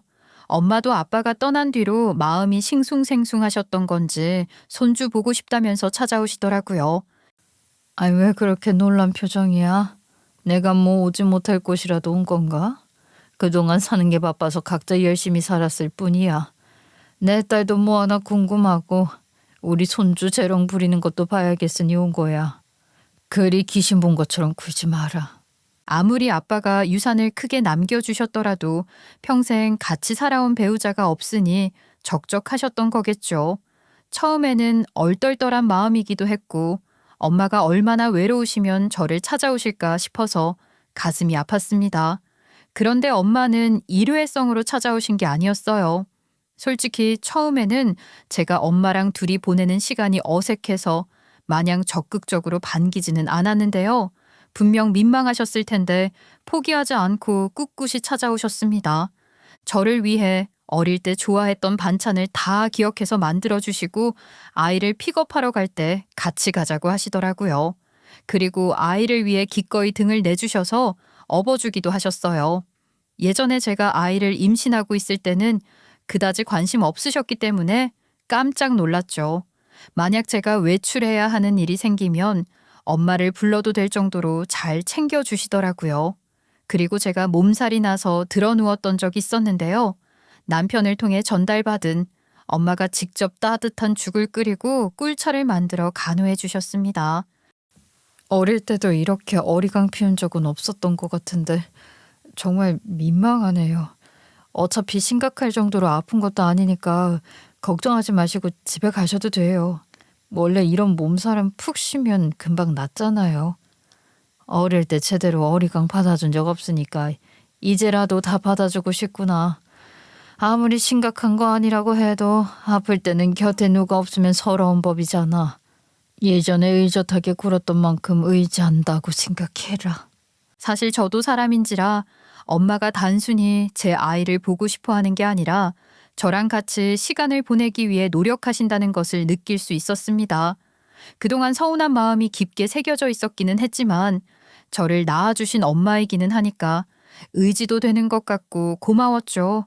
아무래도 엄마가 저보다 어른인데 먼저 다가와 주시는 건 쉬운 일이 아니잖아요. 어쩌면 아빠가 세상을 떠나며 제가 더 이상 슬퍼하지 않도록 관계를 개선시켜 주신 게 아닐까 싶기도 했습니다. 하지만 얼마 안 가서 이런 생각은 저의 오해였다는 것을 깨달아 버리고 말았어요. 제가 당해온 것을 잊고 방심해버린 거죠. 분명 엄마는 이렇게 쉽게 저한테 마음 내어주실 분이 아닌데 왜 보이는 그대로 믿어버렸는지 모르겠어요. 사실 엄마가 저한테 잘 보이기 위해 애쓴 이유가 따로 있었던 겁니다. 아니, 아빠 장례식 때 시누이도 와서 슬픔을 함께 해줬는데요. 작은 오빠가 시누이를 보고 마음에 들어 했나 봐요. 엄마, 나 저 정도 여자면 잘 살아볼 수 있을 것 같은데. 이미 사돈 사이로 별탈 없이 지내고 있으니까 겹사돈 되는 것도 무리는 아닐 거야. 어차피 서로 신뢰가 있는 사이니까 굳이 고민할 거 없잖아. 원래 작은 오빠는 10살은 어린 여자 만날 거라며 노래를 부르던 사람이었는데요.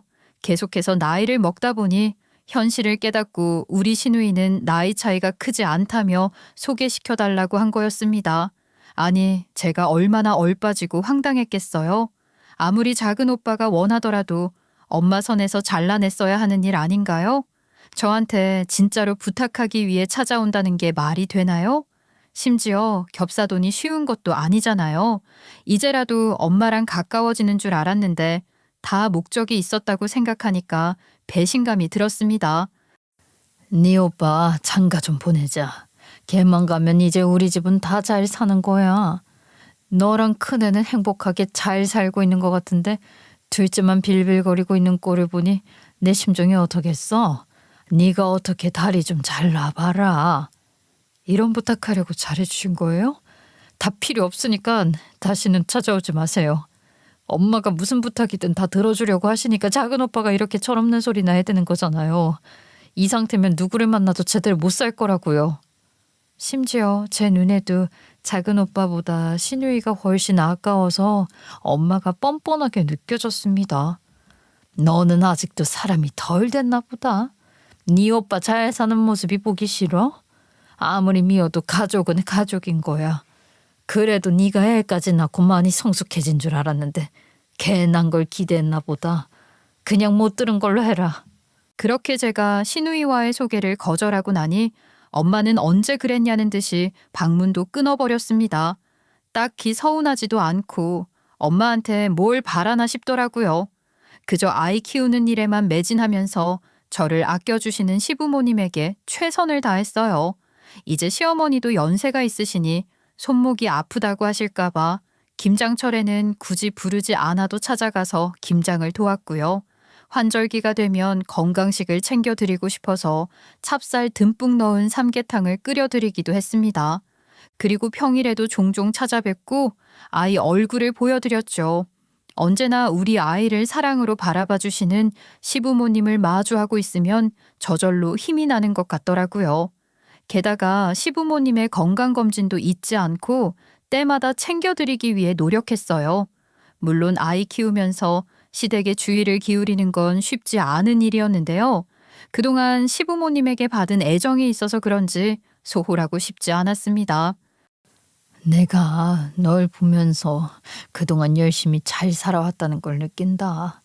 분명 너 같은 며느리가 우리 집안에 굴러들어왔다는 건 복이 넘친다는 거잖아. 만약 내가 남한테 해를 끼치고 살았으면 이런 복을 누리고 있을 리 없어. 제가 그 정도로 잘해드리고 있는 거 맞나요?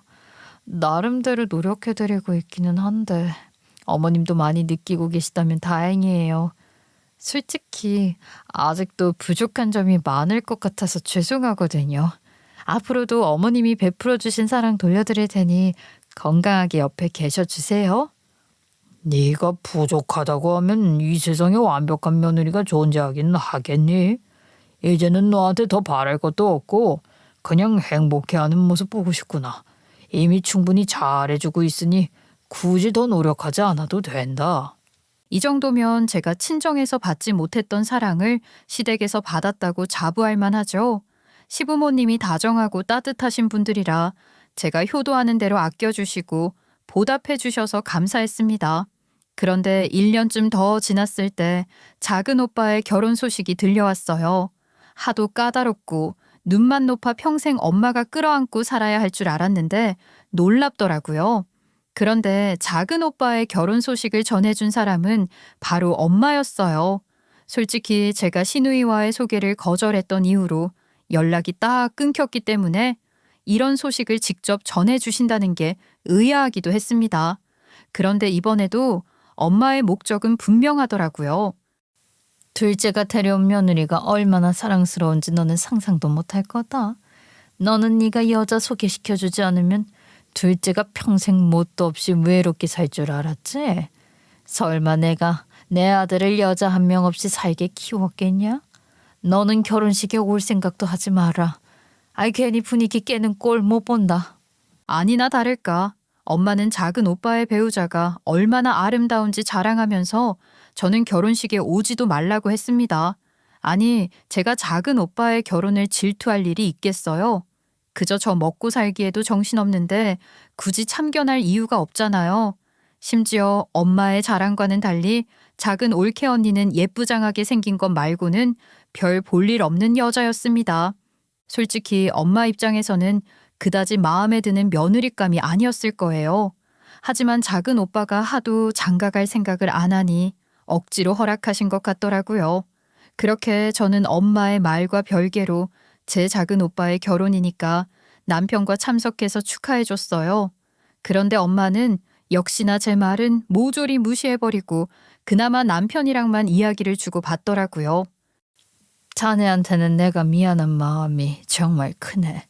영연히 쟤를 더 잘 키워서 부족한 것 없이 가정을 꾸릴 수 있도록 가르쳐야 하는데 아직 많이 어설프고 데리고 살기 힘들지? 다 자네를 위해 더욱 쌓는다고 생각했으면 좋겠네. 워낙 하루 이틀 이러는 게 아니라서 남편은 그저 웃으며 넘겨버렸고 저 역시 별 타격 없었습니다. 그런데 엄마는 본인이 깎아내리고 무시해도 제가 아랑곳하지 않으니까 약간 기분이 나쁘셨나 봐요. 그날은 작은 오빠의 결혼식이라 무사히 지나가는 것 같았는데요. 반년쯤 지났을 때 큰 올케 언니한테 전화가 왔거든요. 그런데 큰 올케 언니가 전하는 이야기는 아예 생각도 못했던 내용이라 실소만 나왔어요. 어머님께 어느 정도의 규모로 증여받으셨어요? 우리 그이랑 서방님은 15억짜리 아파트 받았거든요. 아가씨도 어느 정도 규모를 받았는지 알아야 나중에 부양을 어느 비율로 할지 미리미리 계획 세울 수 있지 않겠어요? 저는 아예 증여가 이루어졌다는지도 새까맣게 모르고 있었습니다. 당연히 큰올케 언니의 당당한 목소리가 황당할 수밖에 없었죠. 저는 받은 게 한 푼도 없는데요. 애초에 증여하신다는 말도 못 들었거든요. 지금 전화 주신 거 아니었으면 죽을 때까지 몰랐을 수도 있어요. 뭐 어떻게 받아들여야 할지 당황스럽기만 하네요. 설마 증여받지도 않고 부양 문제를 논하게 될 줄이야. 어머, 아우 제가 말실수를 좀. 아이고, 몰랐어요. 뭔가 착오가 좀 있었던 것 같으니 오해하지 않았으면 해요. 나중에 우리 그 애랑 이야기 좀 나눠보고 다시 연락드릴게요. 괜히 다른 생각하지 말고 기다려주세요. 큰 올케 언니는 저 역시 콩고물을 크게 받았을 거라고 굳게 믿었나 봐요. 누가 들어도 거리낌 없는 목소리로 대답을 요구할 때는 언제고 당황스러워하면서 전화를 끊어버리더라고요. 누군가는 바로 이게 어떻게 된 일인지 파악하고 저의 몫을 요구하는 게 현명하다고 생각할지 몰라요. 하지만 아빠도 안 계신 데다가 저랑 가깝지도 않은 셋만 남은 상태에서 굳이 연결고리를 더 만들고 싶지도 않았어요. 이제는 그냥 엄마가 저한테 뭘 기대하는 것 같지도 않으니 그냥 나중에 마지막 인사드릴 때나 찾아뵙자는 심정이었습니다. 어차피 저는 저를 아껴주는 사람들이 곁에 있으니 진정 사랑하는 사람들만 챙기고 싶었거든요. 원래 사랑하며 살기에도 시간이 아까운 게 인생이잖아요. 그렇게 또 시간이 흘러 2년이 지나갔어요. 여느 때처럼 아이를 학교에 보내고 나서 집안일을 하고 있었죠. 그런데 무슨 빚이라도 독촉하러 온 것처럼 초인종이 마구 울리더라고요. 그래서 조심스럽게 문을 열어보니 엄마가 눈앞에 있었습니다. 마치 저한테 받으러 올 게 있는 것처럼 당당한 얼굴이었죠. 예, 나 갑상선암에 걸렸다. 아무리 요즘은 의학이 많이 발달했다고 해도 암은 암이잖아. 네가 병간호를 도와줘야 해서 찾아온 거야. 네 오빠들은 너무 바빠서 부탁하기 미안하더라. 손 빌릴 곳이 너밖에 없으니까 네가 해주라. 아니 평생을 오빠들만 편애하고 심지어 아빠가 남겨주신 유산까지 오빠들한테만 넘겼으면서 왜 저보고 병간호를 하라는 건지 모르겠더라고요. 당연하다는 듯이 저한테 요구하는 표정을 마주하는데 얼마나 기가 막혔겠어요. 그리고 오빠들이 바쁘다고 하면 올케 언니들한테 시키면 되는 거 아닌가요? 애초에 큰 올케 언니가 전화 왔을 때도 부양을 어느 정도로 할지 결정하자고 하기도 했잖아요. 분명 엄마가 오빠들한테 증여하실 때 부양을 조건으로 했으니 그런 말이 나온 걸 텐데 왜 저보고 병간호하라며 대뜸 찾아온 건지 의문스러웠습니다. 여태까지 남처럼 살다가 왜 이제 와서 저보고 병간호를 구하시는 거예요? 그냥 마음이 약해져서 도와달라는 것도 아니고 저한테 맡겨둔 것처럼 찾으시는 건 너무하지 않아요? 오빠들한테나 가보세요. 무슨 방법이든 오빠들이 찾아야죠. 당연히 저는 고민도 하지 않고 이제 와서 이러지 말라고 거절했습니다. 누군가는 제가 너무 매정하다고 느낄 수도 있을 거예요. 하지만 저는 살아오면서 이미 몇 번씩이나 버림받은 딸이었어요. 솔직히 제가 병간호를 도와드린다고 해도 엄마의 애정을 받을 수 있으리라는 기대는 꿈꿀 수도 없었죠. 그렇게 엄마는 제가 왜 거절하는지 분명 모르지 않으실 텐데 서운해하면서 손가락질 하셨습니다. 야 이년아, 너 지금 설마 돈 못 챙겼다고 나를 거부하는 거냐? 그래도 내가 네 엄마인데 이게 말이 된다고 생각해? 그따위로 배응망덕하게 살고 나중에 네 애한테 효도받을 수 있을 것 같아? 너도 똑같이 당할 거다. 그런다고 제 마음은 바뀌지 않으니까 얼른 나가세요. 단순히 돈 때문이 아니라 저는 사랑받는 딸이라고 느낀 적이 없다니까요. 괜히 서로 입씨름하고 있을 필요 없어요. 어차피 병간호 해줄 사람부터 구하셔야 하잖아요. 엄마가 뭐라고 고함을 지르든지 저는 얄짤없이 집 밖으로 내쫓아 버렸습니다. 그리고 도대체 이게 무슨 상황인지 파악하기 위해 오빠들한테 한 명씩 전화를 걸었어요. 그런데 오빠들도 진짜 양심이 어디 갔나 싶더라고요. 왜 나한테 엄마를 보낸 거야? 지금 오빠가 바쁘다는 핑계 대고 있을 게 아니지. 그동안 15억짜리 아파트 받아서 여유롭게 지냈을 거 아니야. 무조건 엄마 모셔야 하는 건 내가 아니라 오빠라고. 올케 언니라도 시켜. 원래 이런 건 딸년이 해야 하는 일인 건 몰라? 내 마누라는 귀한 손이라 그런 건 못해. 이번에 병간호 시작하면 나중에 엄마 기력이 약해질 때까지 계속 돌봐야 하는 거잖아. 너 같으면 내 마누라 똥오줌 가리게 시키겠냐? 그동안 엄마의 무한한 사랑을 다 받고 자랐으면서 이렇게 말해도 되는 건가요? 얼마나 기가 막혔는지 모르겠습니다.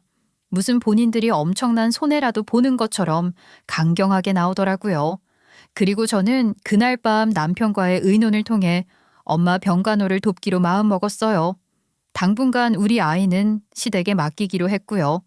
혹시나 저한테 호구냐고 야단치실 분들을 위해 절대로 엄마가 단순히 안쓰럽다는 이유로 응한 것은 아니었다는 걸 미리 밝혀둘게요. 그리고 저는 엄마에게 병간호하겠다고 전화를 걸어 댁으로 찾아갔는데요. 엄마는 오빠들한테 부양을 목적으로 증여한 것 치고 혼자서 살고 계셨습니다. 글쎄 오빠들이 아파트만 낼름 받아먹고 엄마를 구슬려가며 혼자 지내시게 한 거예요. 엄마, 어차피 우리 애들이 아직 어려서 합가해봤자 황혼 육아나 하게 될 거야. 아무래도 집에 엄마가 같이 사는데 우리 마누라 혼자 육아시키기는 좀 그렇잖아. 나중에 애들 어느 정도 크고 나면 그때부터 같이 살자. 그래 엄마, 형 말이 다 맞아. 괜히 엄마 관절도 안 좋은데 육아하게 만들 수는 없어서 그래. 원래 사람한테는 다 알맞은 때가 있는 법이잖아. 나중에 애들이 엄마 귀찮게 하지 않아도 될 때 그때 모시는 걸로 할게. 원래 부모가 자식을 사랑하는 건 짝사랑 같다지만 이건 좀 기가 막히더라고요. 만약 제가 이런 식으로 나왔다면 벌써 2년 전연했을 텐데 오빠들이 그러니까 순순히 수긍하고 살아온 세월도 우스웠습니다. 결국 엄마가 암에 걸렸다고 하는데도 나 몰라라 해서 제가 찾아오게 만든 거잖아요. 그래서 저는 일단 엄마를 병원에 모시고 다니면서 지극정성으로 병간호했어요.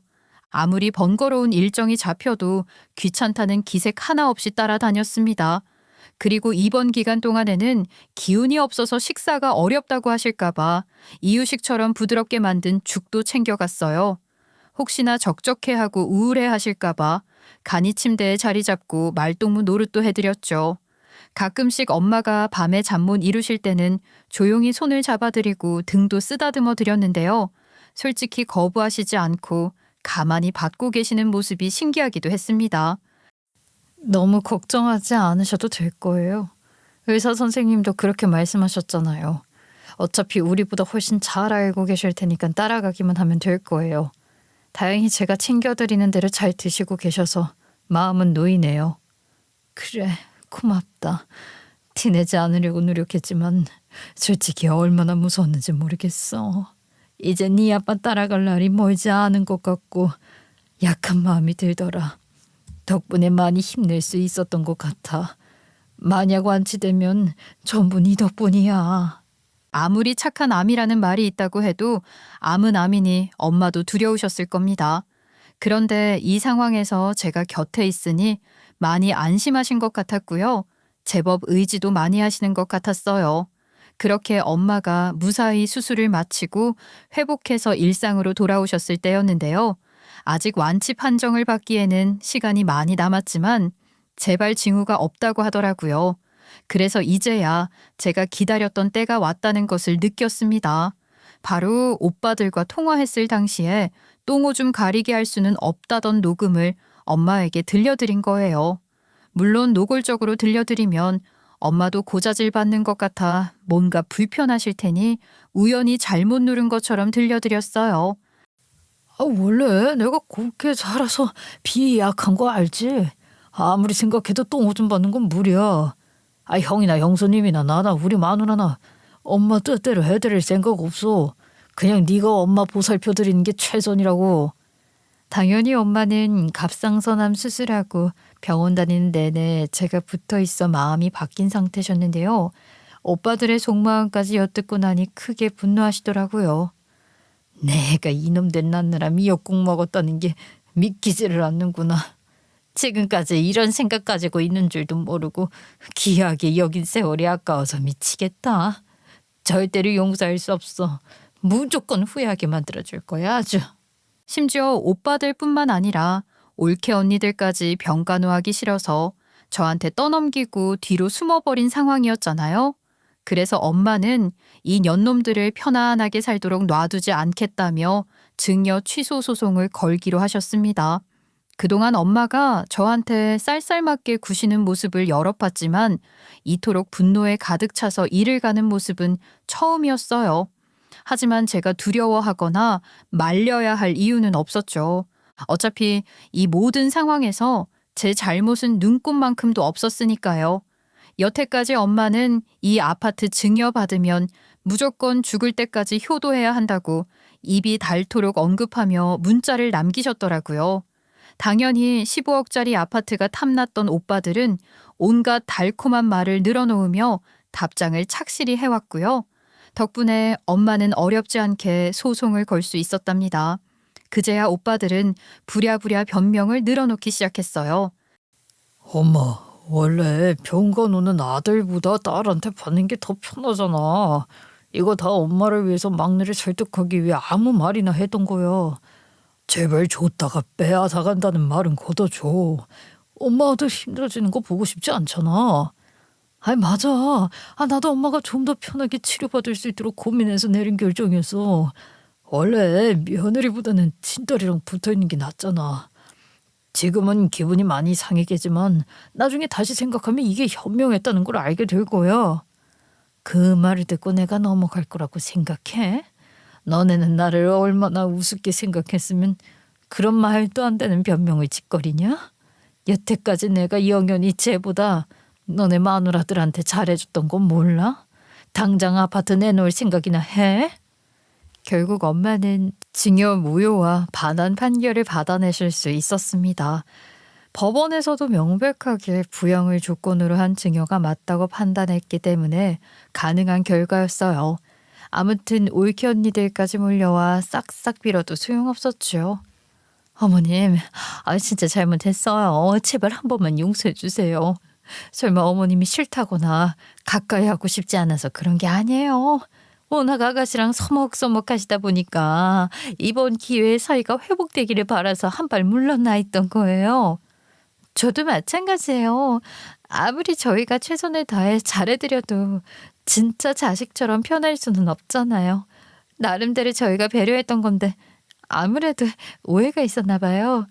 다시는 서운해하지 않도록 신경 쓸게요. 내가 너네를 얼마나 예뻐했는데 이렇게 뒤통수를 칠 줄은 몰랐다. 그런 식으로 번지르르한 말만 늘어놓으면 내가 넘어갈 줄 아나 본데 택도 없을 줄 알아라. 이제 와서 영현이랑 내 사이가 멀어서 그랬다는 핑계를 대? 주둥이 닫고 집에서 나갈 생각이나 해? 이미 엄마가 수술까지 다 받았는데 이제 와서 본인들도 돕고 싶었다는 호소를 하면 신빙성이 있겠어요? 어떻게 큰 올케 언니나 작은 올케 언니나 하나같이 멍청한 소리를 하고 있는 건지 우습더라고요. 결국 오빠들과 올케 언니들은 저한테 엄마를 설득해달라며 용서를 구했습니다. 어떻게든 제 마음이라도 돌려보려고 지극정성으로 노력하더군요.